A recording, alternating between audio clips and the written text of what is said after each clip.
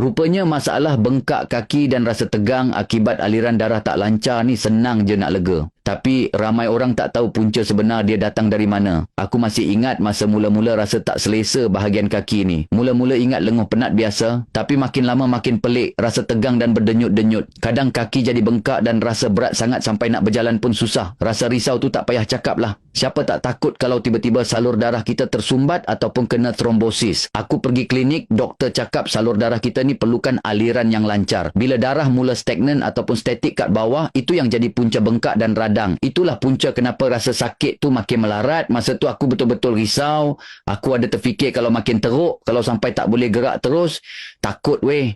Tapi masa tu aku tak tahu cara nak bantu legakan dari luar. Sampailah aku jumpa satu formula yang memang fokus untuk bagi kelegaan segera dan bantu lancarkan peredaran darah melalui sapuan. Satu yang buat aku yakin, produk ni ada kelulusan KKM. Jadi memang selamat. Namanya Habaflex. Apa yang best? Dia dalam bentuk krim sapu. Senang sangat nak guna. Cuma picit sikit dan sapu je kat kawasan yang rasa tegang atau bengkak tu. Tekstur dia cepat meresap dan rasa lega tu terus sampai ke dalam. Aku pun cuba. Dalam beberapa minggu konsisten menyapu, rasa tegang dan bengkak pada kaki tu makin berkurang. Rasa berat dan denyutan pada urat pun dah tak ada. Kaki rasa lebih ringan, nak bergerak ke sana sini pun dah tak terbatas macam dulu dah sebab pengaliran darah dah kembali lancar. Baru aku faham, kadang masalah bengkak dan urat ni perlukan bantuan luaran yang betul untuk pulihkan keselesaan. Sekarang setiap kali rasa kaki mula penat atau berat, aku terus sapu Habaflex ni sebab dia bantu melegakan radang dan lancarkan balik fungsi urat kita dari luar. Kalau korang kat luar sana pun selalu ada simptom bengkak kaki ataupun risau pasal risiko darah beku ni, jangan buat tak tahu. Cuba ikhtiar rawat dari awal. Dan kalau nak bantu lancarkan aliran darah dengan cara yang selamat dan mudah, aku rekomen korang cuba Habaflex ni. Tekan link di bawah, tengah promo lagi.